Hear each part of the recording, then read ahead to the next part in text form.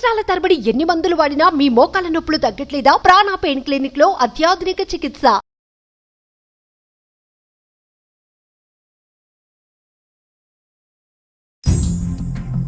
Avis hospital సమర్పించు అందమైన జీవితానికి స్వాగతం. నమస్తే డాక్టర్ గారు. నమస్తే జయ గారు. స్వప్నిక గుంటూరు నుంచి మెయిల్ చేశారండి. మనకి ఏంటంటే చాలా సెన్సిటివ్ విషయం కళ్యాణ్ గారు. ప్రేమించుకున్నారు ఈ అమ్మాయి స్వప్నిక అండ్ ఒక అబ్బాయి. అయితే ఇంట్లో పెద్దలు ఒప్పుకోవట్లేదు. రీజన్ మేము మార్చలేని రీజన్. ఈ ప్రపంచంలో ఎవరు ఈ కారణాన్ని మార్చలేరు. కాబట్టి మేము చచ్చిపోవటమే మాకు పరిష్కారం. అంత తీవ్రంగా పెట్టిందనమాట ఆ మెయిల్లో. సో నాకు వెంటనే మీతో మాట్లాడించాలి, చాలా నీడ్ ఉండింది అనేసి వెంటనే నేను కాల్ చేస్తానమ్మా రేపు ప్రోగ్రామ్ లో అని చెప్పేసి కూడా చెప్పాను స్వప్నిక. నిర్ణయం తీసుకోముందు మనకు ఫోన్ చేయటం, మనకి ఈమెయిల్ పెట్టడం. అవును అవును కళ్యాణ్ గారు, ఒకసారి కాల్ చేయండి. చేయండి, తప్పకుండా మాట్లాడాలి. స్వప్నిక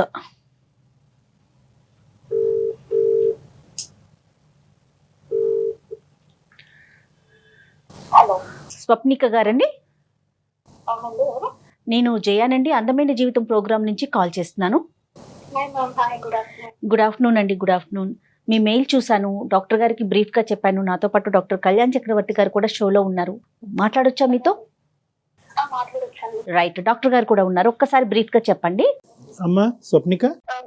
నమస్తే డాక్టర్ గారు. నమస్తే అమ్మా. భయం వేస్తుందమ్మా నీ ఈమెయిల్ చూసి చదివి. ఏమ్మా ఏంటి అంత బాధ? ఏమొచ్చింది? చనిపోవాలనే ఆలోచన, ఆ బాధ ఏంటి? సార్ నార్మల్ గా నా ప్రాబ్లం ఏంటి అని అంటే, నేను ఒక అబ్బాయిని ప్రేమించానండి. అంటే నాకు చాలా ఇష్టం, తనకు కూడా నేనంటే చాలా ఇష్టం. ఎంత అంటే తనకి నేను ప్రాణంలా అన్నమాట. సో అలాంటిది మా పెళ్లికి మా ఇంట్లో ఒప్పుకునేలా లేరు. ఎందుకంటే మా ఇంట్లో మా ఫ్యామిలీ పరిస్థితి ఏంటి, మా ఫ్యామిలీ బ్యాక్గ్రౌండ్ ఏంటి అన్నది క్లియర్ గా నాకు తెలుసు. సో ఇద్దరం విడిపోయి బతకడం కన్నా కూడా కలిసి చచ్చిపోదామని చెప్పి ఫిక్స్ అయ్యామండి. సో మేము డేట్ కూడా ఫిక్స్ చేసుకున్నాము.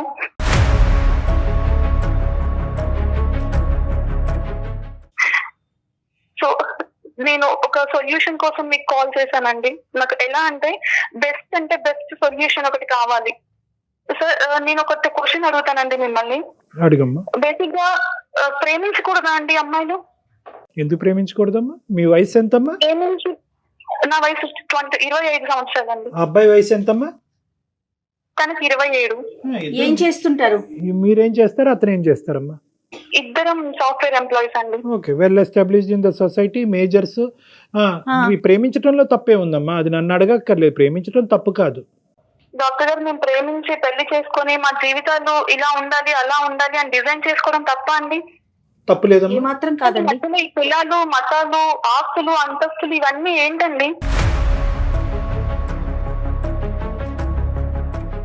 డాక్టర్ గారు, మా నాన్నకి నేనంటే చాలా ఇష్టం. ఎంత ఇష్టం అంటే నేను ఏది అడిగితే అది, ఎంత అంటే అంత, ఎప్పుడంటే అప్పుడు తెచ్చిచ్చే అంత ఇష్టం. కానీ ఎందుకు డాక్టర్ గారు మా నాన్న ఈ విషయంలో నన్ను కన్సిడర్ చేయట్లేదు?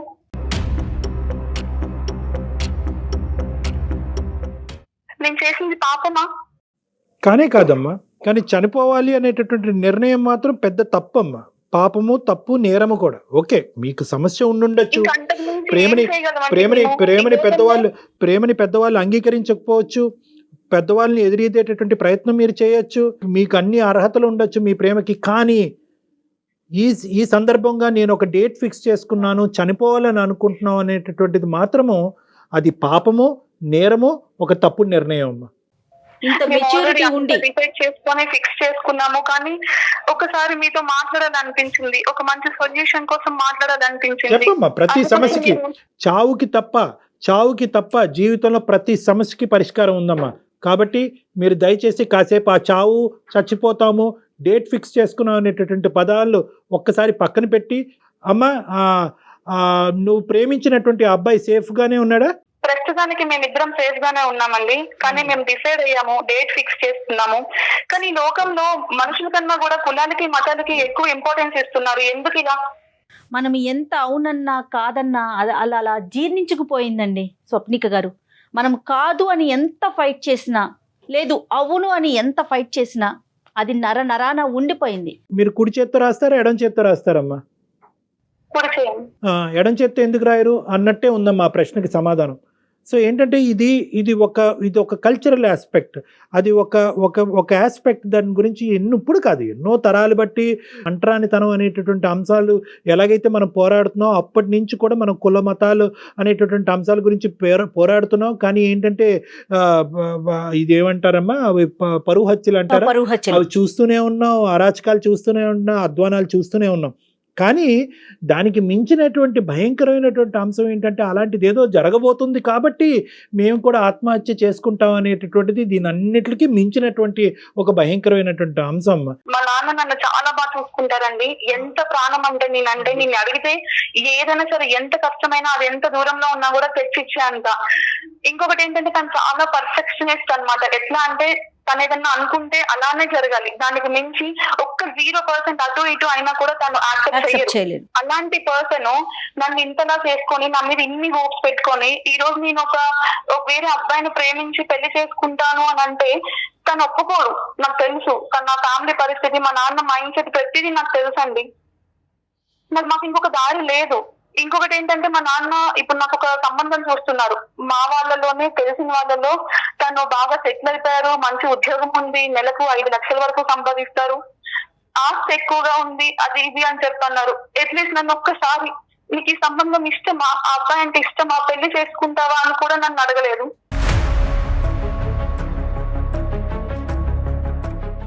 అలాంటి మనిషికి నేను ఈ రోజు వెళ్ళి ఇతను చేసుకుంటాను, ఇతను అంటే నాకు ఇష్టం అని చెప్తే ఎలా ఒప్పుకుంటారు డాక్టర్ గారు?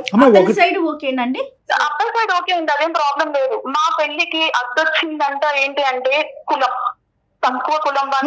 ఆ పాయింట్ చాలా క్లియర్ గా ఉందమ్మా స్వప్నిక. కులం అనేటటువంటి ఒక అంశాన్ని తీసుకొచ్చి మీ ప్రేమ కరెక్ట్ కాదు, మీరు ప్రేమించడానికి పెళ్లి చేసుకోవటానికి అర్హులు కాదు అనేటటువంటి విధంగా మీ తల్లిదండ్రులు. కానీ ఏంటంటే మా పేరెంట్స్ ఇష్యూ ఎలా వస్తుందంటేనమ్మా, ఇవి చాలా సర్వసహజమైనటువంటి అంశం మన సమాజంలో. ప్రతి 4 ఇంట్లో 5 ఇంట్లోనూ మనం ఈ మధ్యకాలంలో చూస్తున్నటువంటి ఒక అంశం. ఇప్పటి వరకు ప్రేమించినటువంటి విషయం కరెక్టే, ఇంతకు మించి ప్రేమిస్తాం, దీనికంటే మించి ప్రేమిస్తాం, కొండ మీద కోతుని తీసుకురావాలి తమ్మన్నా తెస్తాం, కానీ కులానికి వ్యతిరేకంగా. ఎందుకంటే కనుక కేవలం ఈ కుటుంబ సభ్యులు ఏంటంటే నేను, అమ్మ, ఒక అన్నో, ఒక చెల్లో, ఒక తమ్ముడో, మీరు అన్నట్టుగా చూడట్లేదు, సమాజంలో ఒక భాగంగా చూస్తున్నారు. వీళ్ళు ఎంతవరకు కులానికి మతానికి విలువను ఇవ్వకపోయినా కూడా, ఇవ్వాలని అనుకోకపోయినా, మీ ప్రేమను రెస్పెక్ట్ చేయాలనే ఉద్దేశంతో వాళ్ళు ఉన్నా కూడా రేపొద్దున ఈ సమాజం మమ్మల్ని వెలివేస్తుందేమో, ఆ సమాజం మనల్ని తక్కువగా చూస్తుందేమో, అదే సమాజంలో రేపొద్దున మనం ఉండవలసినటువంటి వాళ్ళను అనే ఉద్దేశంతో కూడా చాలా వరకు ఆ ఒత్తిడిలో చాలామంది కొట్టుమిట్లు ఆడిపోతున్నారమ్మా. ఈరోజు మీ తల్లిదండ్రులు మీ ప్రేమ కరెక్ట్ కాదు అని అనుకున్నా కూడా రేపొద్దున సమాజానికి ఏం సమాధానం చెప్తాం అనేటటువంటి ఉద్దేశంతో ఎక్కడైతే వాళ్ళు నిలబడ్డారో అక్కడ నిలబడిపోతున్నారు. ఇక్కడ ఒక అంశం అమ్మా, ఇక్కడ నాకు ఒకటి చెప్పండి స్వప్నిక. చెప్పండి. బాధపడకండి. చనిపోవాలనే ఉద్దేశం వరకు ఎందుకు వచ్చారమ్మా? అసలు ఏం జరిగింది? డాక్టర్ గారు, నాకు తను లేకుండా నేను బ్రతకలేనండి, నేను లేకుండా తను బ్రతకలేడు. ఇప్పుడున్న సిచ్యువేషన్ ఎలా ఉంది అని అంటే పీకల్ మీదకి వచ్చేసింది. నేను ఏ డెసిషన్ తీసుకోలేకపోతున్నాను. మా నాన్నని ఎదిరించి నేను పెళ్లి చేసుకోలేను. ఒకవేళ చేసుకున్నా మా నాన్న మా ఇద్దరిని బ్రతకనివ్వడు. ఇంత ప్రేమించి, ఇంత అర్థం చేసుకొని ఇట్లా ఉన్న వాళ్ళము మా నాన్న చేతిలో చనిపోవడం కంటే మాకు మేము చనిపోయి చావులో అయినా కలిసి ఉండడం బెటర్ అనిపిస్తుందండి మాకు.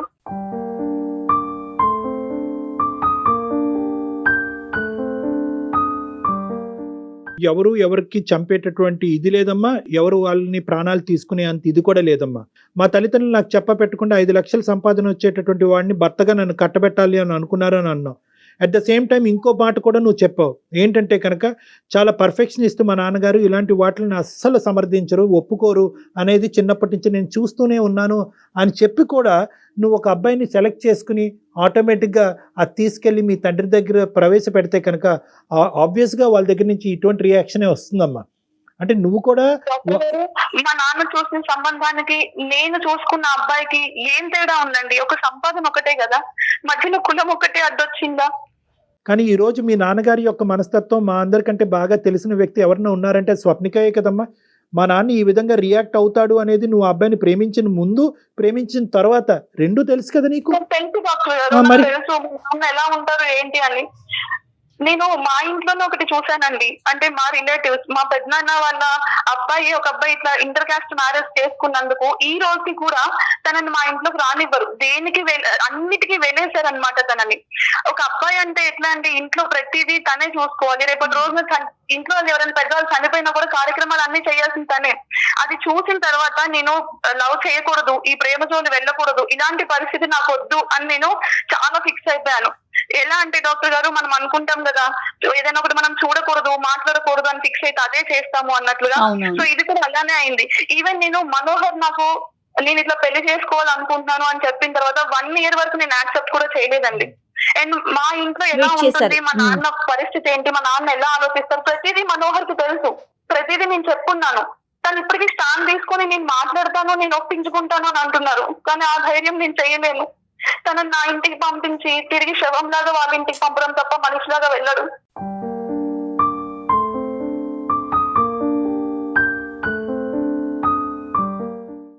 అది నాకు చాలా క్లారిటీగా తెలుసు.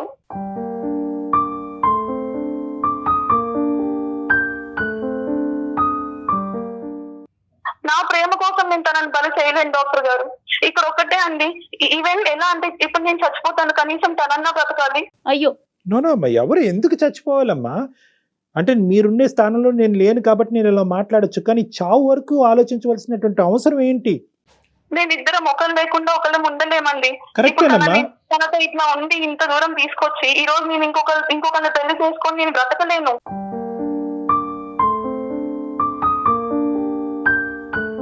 ప్రేమ అనేది ఉంటేనే బతుకుంటాం, ప్రేమ లేకపోతే చచ్చిపోతాం అనేటటువంటి ఉద్దేశంతో ఎంతో మంది అమాయకమైనటువంటి అమ్మాయిలు అబ్బాయిలు ప్రాణాలు తీసుకుంటున్నారమ్మా. ఎంతో కడుపు సోకును గురి చేస్తున్నారు, పేరెంట్స్కి ఎంతో బాధనిస్తున్నారు. మీరు దయచేసి అర్థం చేసుకోండి, జీవితం అనేటటువంటిది ఈ ప్రేమకు మించినటువంటి దీన్ని ఈ సమస్య నాకు ఆ విషయం అర్థమవుతుంది క్లియర్ గా. మీరే స్వప్నిక 2 మీరే చెప్తున్నారు. మీరు ఒకదానికి ఫిక్స్ అయిపోవాలి. ఒకటి అతన్ని చేసుకొని ముందుకు వెళ్ళటం, లేదా పేరెంట్స్ని ఒప్పించుకునే ప్రయత్నం. వాళ్ళు ఒప్పుకున్నారా సరే, ఒప్పుకోలేదా లేదా వాళ్ళు చెప్పినట్టు వినడం. ఇటు పేరెంట్సా లేదా మనోహర, ఈ రెండిట్లో ఒకదానికి మీరు ఫిక్స్ అవ్వాలి.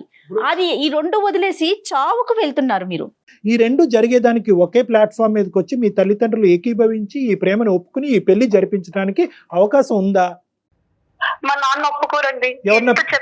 మీ నాన్న ఎవరి ద్వారా, పెద్దల ద్వారా గానీ ఎవరన్నా మీ ప్రేమను అర్థం చేసుకున్న మనుషులు కానీ ఎవరు చెప్పినా, ఈవెన్ ఇప్పుడు మేము మా నాన్నని కాదనుకుని నేను బయటికి వెళ్ళి చేసుకున్నా కూడా ఎవరిని అప్రోచ్ అవ్వాలి? ఈవెన్ నేను పోలీసుని అప్రోచ్ అయ్యి నాకు ఇలా ప్రాణ భయం ఉందండి, మేము ఇట్లా ఉన్నామని చెప్పినా కూడా మా నాన్న దేన్నైనా మేనేజ్ చేయగలరు.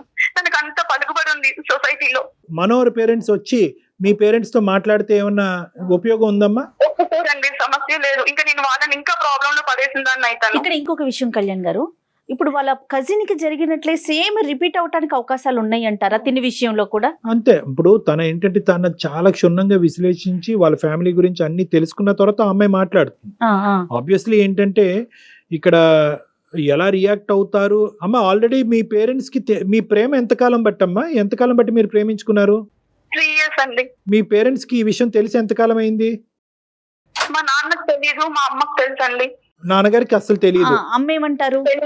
అమ్మ సపోర్ట్ చేయగలదా ఈ ఇష్యూలో? ఇదే చెప్తారు, నాన్నకు తెలిస్తే ఇలా అలా మేము నిన్ను పోగొట్టుకోలేము, అది ఇది, తనను వదిలేసేయి, నాన్న చెప్పిన సంబంధం చేసుకో, జీవితం బాగుంటుంది, కొన్నాళ్ళు బాధపడతావేమో, తర్వాత బాగుంటుంది, అది ఇదని చెప్తున్నారు.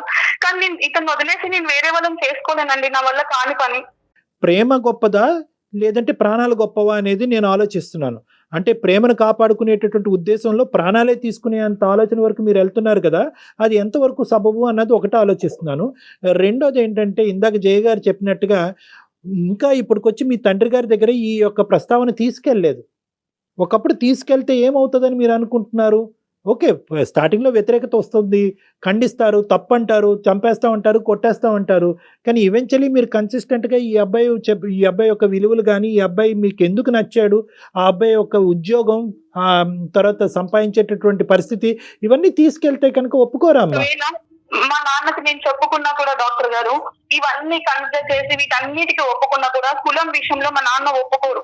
అంటే చాలా మంది ప్రేమించుకునే అమ్మాయిలు అబ్బాయిలు ఏంటంటేనమ్మా, మా కుటుంబంలో తల్లిదండ్రులు ఏది యాక్సెప్ట్ చేస్తారు ఏది యాక్సెప్ట్ చేయరు అనేటటువంటిది సినిమాలాగా వాళ్ళకి అన్నీ కనిపిస్తూనే ఉంటాయి. అయినా కానీ అక్కడి వరకు తీసుకెళ్తారు. ఎందుకు తీసుకెళ్తారంటే కనుక ఆ రోజు ఏదో మ్యాజిక్ చేసి ఏదో ఒప్పించేస్తాం, ఎవరో ఒప్పించేస్తారనేటటువంటి ఆలోచనతో ఏంటంటే ఈ ప్రేమను అలా కొనసాగిస్తూ చివరికి ఏమంటారు అంటే కనుక అబ్బా 5 సంవత్సరాల పాటు మేము ప్రేమించుకున్నాం అండి, ఇప్పుడు ఎలా వదిలి ఉంటాము, వదిలిండే దానికి అవకాశమే లేదు అని అంటారు. అంటే ఫస్ట్లో అదే తండ్రి, చివరిని కూడా అదే తండ్రి, స్టార్టింగ్ అదే తండ్రి ఒప్పుకోడంటారు, చివరిని కూడా అదే తండ్రిని ఒప్పుకుంటారు. మరి ఇన్ని ఒడిదొడుకులు ఫేస్ చేస్తూ ఏ విధంగా మీరు ఈ ప్రేమని పెళ్లి వరకు తీసుకెళ్లరు అంటే కనుక ఎవరో ఎక్కడి నుంచో వచ్చి ఊడిపడి మమ్మల్ని కాపాడతారనే ఉద్దేశంతో ముందుకెళ్ళిపోతారు. బ్లైండ్ ఫెయిత్ ఇది. నువ్వు ఉన్న స్థానంలో ఏంటంటేనమ్మా ఇది ఖచ్చితంగా చిక్కుముడి సమస్యేనమ్మా. చాలా మంచి సొల్యూషన్ ఇవ్వండి డాక్టర్ గారు, నా సమస్యకి అని అంటున్నావు. కానీ ఇక్కడ at the end of the day ఎవరో ఒకరు హర్ట్ అవుతారు, ఎవరో ఒకరు అవమానకరమైనటువంటి పరిస్థితిలోకి వెళ్ళవలసినటువంటి అవసరం ఉంది. ఇక్కడ పోలీసులను కూడా మా నాన్న కొని తెస్తాడు, పోలీసులను కూడా లేదంటే పోలీసులను కూడా ఇన్ఫ్లుయెన్స్ చేసే ప్రయత్నం చేస్తాడు అనేటటువంటి మాటలు ఇక్కడ కరెక్ట్ కాదమ్మా. ఎందుకంటే ఇక్కడ ఎవరో ఒకరు సోర్స్ ఆఫ్ హెల్ప్ తీసుకోవాలి, మీ కుటుంబంలో పెద్దల యొక్క హెల్ప్ అయినా తీసుకోవాలి, లేదా పోలీసుల వరకు అయినా నువ్వు వెళ్ళాలి, తప్పదు. ఎందుకంటే పోలీసుల వరకు వెళ్తే కనుక మళ్ళీ నాన్నని రోడ్డు మీద తీసుకొచ్చిన దాన్ని అవుతాను, నాన్న అవమానం ఫీల్ అవుతాడు అంటే కనుక ఇంకా అన్ని యాంగిల్స్లో మనం బ్యాలెన్స్ తీసుకొచ్చి మీ ప్రేమని పెళ్లి వరకు తీసుకెళ్ళటం కష్టం. చేసినా కూడా ప్రయోజనం ఉండదండి. తండ్రి తెలిస్తే కనుక ఇది ఒప్పుకోవడం అని తెలిసి కూడా నువ్వు ప్రేమించావు. ఇప్పుడు తండ్రి దగ్గరికి ఇంకా ఒక సబ్జెక్ట్ తీసుకెళ్లకుండా తండ్రి ఇదే కన్క్లూజన్కి వస్తాడు అనే బలమైన నిర్ణయంతో ముందుకెళ్తున్నావు. పోలీసుల వరకు వెళ్తే కనుక పోలీసులను కూడా నాన్న ఇన్ఫ్లుయెన్స్ చేస్తాడు, అక్కడ కూడా నేను ఓడిపోతాను అని చెప్పి ఇంకో ఇమాజినేషన్ సిచ్యువేషన్కి తీసుకెళ్తున్నాం. అంటే ఇప్పుడు వరకు నీ మొత్తం ప్రయాణం, నీ ప్రేమ అనేటటువంటి మొత్తం ప్రయాణం అనేటటువంటిది ఓన్లీ ఇమాజినేషన్ వరకే వెళ్ళింది కానీ రియాలిటీలోకి వెళ్ళట్లే. మా నాన్నకి ఇంకా చెప్పలేదు, మా నాన్న ఖచ్చితంగా ఒప్పుకోడు అన్నది కూడా ఇమాజినేషన్. ఒప్పుకోకపోవచ్చు, 99% ఒప్పుకోకపోవచ్చు. కానీ ఇప్పుడు వరకు నువ్వు ఏ అడుగు ముందుకేయకుండా ప్రతిదీ ఒక ఊహాజనకమైనటువంటి ప్లాట్ఫామ్ మీద తీసుకెళ్ళటం కాకుండా ఒక రియల్ ప్లాట్ఫామ్ మీద పోలీస్ వ్యవస్థ అనేటటువంటిది అంత భయంకరంగా అయిపోలేదమ్మా, నువ్వు అనుకున్నంత భయంకరంగా అవ్వలేదు. మీరిద్దరు మేనేజర్స్, మీరు ఇద్దరు ప్రేమించుకున్నారు, ఇద్దరు ఉద్యోగం చేసుకుంటున్నారు, మీ ఇద్దరు పెళ్లి చేసుకోవడానికి అన్ని అర్హతలు ఉన్నాయి. మీరు పోలీస్ యొక్క సెక్యూరిటీ తీసుకోండి, పోలీస్ యొక్క ప్రొటెక్షన్ తీసుకోండి, తప్పలేదు. పోలీసులే పిలిపిస్తారు, మాట్లాడతారు, మీ ఇద్దరికి ప్రొటెక్షన్ ఇస్తారు, మీ నాన్నగారికి కౌన్సిలింగ్ చేస్తారు, మీ ఫ్యామిలీకి నచ్చజెప్పేటటువంటి ప్రయత్నం చేస్తారు. ఒకవేళ ఒప్పుకోవచ్చేమో కదా, మనమే ఎలా నెగిటివ్గా అనుకుంటాం. No, death is not the solution అమ్మా. మీరు చావు వరకు గురించి ఆలోచించకండి, ఫస్ట్ అది తీసి పక్కన పెట్టండి. కావాలంటే ఇంకో 2 years 3 years మైండ్ సెట్ ఏంటి, ఆయన ఎలా ఆలోచిస్తారు, ఏ సిచ్యువేషన్ ఎలా తీసుకుంటారు అన్నది క్లియర్ గా తెలుస్తుంది. కరెక్టేనమ్మా, కానీ నువ్వు వేసినటువంటి అడుగు అలా ఉంది కాబట్టి ఈ రోజు మీరు ఒక అడుగు వేశారు.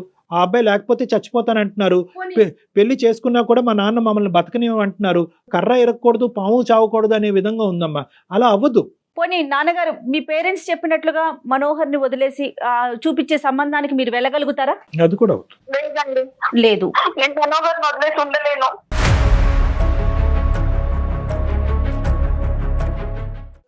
ఒకటి స్వప్నిక, నువ్వు అనుకున్నంత స్మూత్ గా ఒక సినిమా స్టోరీ లాగా ఈ కథకి అంతం ఉండదు. ఇది కఠినమైనటువంటి అంశమే. ఏదైనా at the end of the day చావు అనేటటువంటిది ఈ సమస్యకి పరిష్కారం కాదు. Please please please, this is my request. నన్ను ప్రేమించిన పాపానికి తన ప్రాణం తీసుకునే పరిస్థితి వస్తుంది డాక్టర్ గారు. నో నో నో నో అమ్మా, బ్రతుకుండాలనిపిస్తుంది.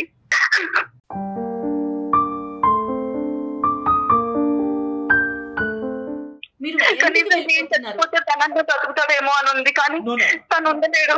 ఇవన్నీ ఇమాజినేషన్స్ అవుట్ ఆఫ్ ఇమోషన్స్ అమ్మా. ఇవన్నీ ఊహాజనకమైనటువంటి అంశాలు, ఇమోషన్స్ వల్ల మీరు తీసుకునేటటువంటి తొందరపాటు నిర్ణయాలు. కాసేపు ఇమోషన్స్ తీసి పక్కన పెట్టండి, ఈ ప్రేమ అనేటటువంటి సబ్జెక్ట్ తీసి పక్కన పెట్టండి. మీ జీవితానికి ఒక ఆశయం ఉంది, ఒక గమ్యం ఉంది, మీ అందరికీ మీ జీవితాలకు ఒక పర్పస్ ఉంది. కేవలం ప్రేమను గెలిపించడం గురించే మీరు ఈ ప్రపంచం మీద పుట్టుకు రాలేదు. ఇవన్నీ కూడా అర్థం చేసుకోండి దయచేసి.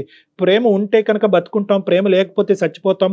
అతను చచ్చిపోకూడదు, నేనే చచ్చిపోవాలి, వద్దమ్మా. ఈ చావేంటమ్మా?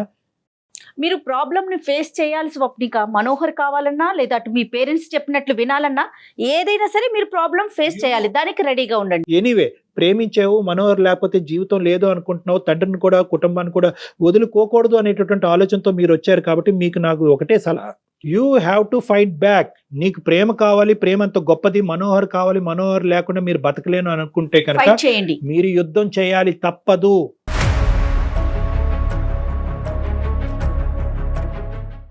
ఇక్కడ ఏంటంటే టైం వేస్ట్ అయినా పర్లేదు, ఇంకొక 1 or 2 years టైం అయినా పర్లేదు, ఒప్పించేటటువంటి ప్రయత్నం చేయండి, పెద్దల్ని ఇన్వాల్వ్ చేయండి. ఆ అబ్బాయి లేకుండా నేను బతకలేను అనేటటువంటి సిచ్యువేషన్ క్రియేట్ చేయండి. ఇంకొకటి, మొత్తం అందరు కుటుంబ సభ్యులు అందరూ కూడా ఒకే విధంగా ఉండరమ్మా. మీ నాన్నగారికి మించినటువంటి వాళ్ళు, మీ నాన్నగారు గౌరవించి ఆలోచింపజేసేటటువంటి పెద్దలు ఉండే ఉంటారు మీ ఇంట్లో. వాళ్ళ యొక్క సహాయ సహకారాలు తీసుకోండి. మా నాన్న సంబంధం చూసి ఫిక్స్ చేస్తున్నారండి. చెప్పాను కదా, ఇంత సంపాదిస్తున్నారు, ఇంత సెటిల్ అయ్యారు, స్టేట్స్ లో ఉంటారు, లైఫ్ ఇలా ఉంటుంది అలా ఉంటుంది అని. పరిస్థితి నా చేయి జారిపోతుంది, నా చేతిలో ఏం లేదు నేను చేయడానికి. అమ్మ మీరు ఒకటి, పరిస్థితి మీ చేయి జారిపోతుంది అంటే కనుక ఇందాక నేను చెప్పినట్టుగా 1 or 2 years వెయిట్ చేసే అవకాశం లేదు కాబట్టి మీ నాన్నగారి దగ్గరికి ఈ ప్రస్తావన తీసుకెళ్ళండి. లేదు నాన్నగారి దగ్గర ప్రస్తావన తీసుకెళ్తే కనుక నా జీవితం బందికానే అయిపోద్ది, నన్ను ఇంట్లోంచి బయటకు నడపలేరు అనుకుంటే ఫస్ట్ మీరు ఒక పోలీస్ ప్రొటెక్షన్ తీసుకోండి. మీకు షీ టీమ్స్ అనేటటువంటి ఉన్నాయి. అదేది శిక్షార్హం కాదు. అంటే మిమ్మల్ని నాన్నగారిని తీసుకొచ్చి జైల్లో పెట్టో, రోడ్డు మీద తీసుకెళ్లి పంచాయతీ పెట్టో నాన్నగారు పరువు ఎవరు తీరు. ఇక్కడ వాళ్ళు పిలిపిస్తారు, చెప్పేటటువంటి విధంగా చెప్తారు. మనోహర్ తో మాట్లాడుతున్నాను, ఫ్రెండ్షిప్ చేస్తున్నాను అని తెలిస్తేనే మా నాన్న నాకు వార్నింగ్ ఇచ్చారు. ఓకే. సో ఫస్ట్ మీరు ప్రొటెక్షన్కి వెళ్ళండి అమ్మా, నా మాట వినండి. ఫస్ట్ మీరు ప్రొటెక్షన్కి వెళ్ళండి. మీ తల్లిదండ్రుల దగ్గర మాకు ఈ థ్రెట్ ఉంది కాబట్టి మీరు ప్రొటెక్షన్ ఇవ్వండి, మా పేరెంట్స్ని ఇక్కడ తీసుకొచ్చి మాట్లాడండి, లేదంటే మీ సమక్షంలోనే మా పెళ్లి జరిపించండి అని పోలీస్ శాఖకి మీరు ఒక అర్జీ పెట్టుకోండి. ఈ రోజే చెయ్యండి ఆ పని. అప్పుడు వాళ్ళు ఎదురుగుంటానే మీ పేరెంట్స్తో, అంటే మీ ఎదురుగుంటానే మీ పేరెంట్స్తో వాళ్ళు మాట్లాడతారు, కౌన్సిల్ చేస్తారు. ఒకప్పుడు వినకపోతే కనుక దగ్గరుండి ఆ పోలీసులు మీ పెళ్లి జరిపించేటటువంటి ప్రయత్నం చేస్తారు. ప్రధానంగా మీకు కావాల్సినటువంటిది ప్రొటెక్షన్. ఆ తర్వాత పరిణామాలు అనేటటువంటిది ఖచ్చితంగా చేదుగా ఉంటాయి. మీ పేరెంట్స్కి నీకు మధ్యన మాటలు కొంతకాలం ఉండకపోవచ్చు. But at the end of the day నేను ఇందాక చెప్పినట్టుగా ఏంటంటే, ఒకటి కావాలి అనుకుంటే ఒకటి వదులుకోవాలి. ఎక్కడో చోట మీరు ఒక థ్రెషోల్డ్ దించుకోవాలి. పరిస్థితులు మారుతాయి, మనుషుల యొక్క మనస్తత్వాలు మారుతాయి. రానున్న రోజుల్లో తండ్రి కూతురు యొక్క ప్రేమ అనేటటువంటిది మళ్ళీ చిగురిస్తుంది, మళ్ళీ పాత రోజులు వస్తాయమ్మా. ప్రయత్నించిన ఉపయోగం ఉండదు అనిపిస్తుందండి. మీరు ప్రేమించడంలో విపరీతమైన స్పీడ్ చూపెట్టారు. అందరి వ్యక్తిత్వాలు తెలిసినా కూడా ఇదే కరెక్ట్ దారి అనేటటువంటి దారిలో ముందుకెళ్ళిపోయారు. ఇప్పుడు పెళ్లి అనే అంశం వచ్చేటప్పటికి మా నాన్న ఒప్పుకోడు, మా నాన్న చంపేస్తాడు అనే భయంతో మేమే ముందు చచ్చిపోతామని చెప్పి పిరికి పందల్లాగా మీరు పరిగెడుతున్నారు. అది కరెక్ట్ కాదు. మీ ప్రయత్నం మీరు చెయ్యండి. డెఫినెట్ గా డాక్టర్ గారు చెప్పినట్టు ప్రాబ్లమ్స్ ఉంటాయి, ఫేస్ చేయాల్సిందే. పోలీస్ సెల్స్ ఉన్నాయి, పోలీస్ శాఖ మీలాంటి వాళ్ళని కాపాడటానికి, ప్రొటెక్ట్ చేయడానికి అన్ని గవర్నమెంట్ అటువంటి సదుపాయాలు ఉన్నాయి మీలాంటి వాళ్ళకి ప్రొటెక్షన్ ఇవ్వడానికి. మీరు అది ఒక్కసారి నాక్ చేయండి ఆ డోర్. ఓకేనమ్మా స్వప్నిక? ఇంకా మీకు మోరల్ గా ఏదైనా సపోర్ట్ కావాలన్నా, అడ్వైస్ కావాలన్నా కూడా షో అయిపోయినాక ఒకసారి కాల్ చేయండి. పర్సనల్ గా కూడా మీతో మాట్లాడతారు. ఏం డాక్టర్ గారు? ఓకే, తప్పకుండానమ్మా, మాట్లాడి సలహా ఇద్దాం. స్వప్నిక ధైర్యంగా ఉండండి. అమ్మ ఒకటి ఇంకొక పాయింట్ ఏంటంటే, ఎందుకంటే ఇప్పుడు నేను one side of the coin చూశాను, మనోహర్ నేను ఇంకా చూడలేదు. బహుశా నీకు అర్థం కాని సబ్జెక్ట్ మనోహర్కి బాగా అర్థం అవుతుందేమో, లేదంటే ఇద్దరు పక్క పక్కన కూర్చుంటే ఇద్దరికి ఇంకా బాగా అర్థం అవుతుందేమో. ఇద్దరు కలిసి నా దగ్గరకు ఒకసారి రండి అమ్మా. ఓకేనా స్వప్నిక? ఓకే, మనోహర్ ని కూడా తీసుకొని ఒకసారి రండి. ఆల్ ద బెస్ట్ అమ్మా, టేక్ కేర్. థ్యాంక్ యూ అమ్మా, ఆల్ ద బెస్ట్ అమ్మా, కీప్ సేఫ్ అమ్మా, don't take any silly decisions. Okay right doctor గారు. తన కనుక కాల్ చేస్తే మనోహర్ తో ఒకసారి కూర్చొని. Thank you so much. నమస్తే. వారికోస్ వెయిన్స్ వ్యాధికి కేవలం 30 నిమిషాల్లో చికిత్స. కాల్ చేయండి 9989527715.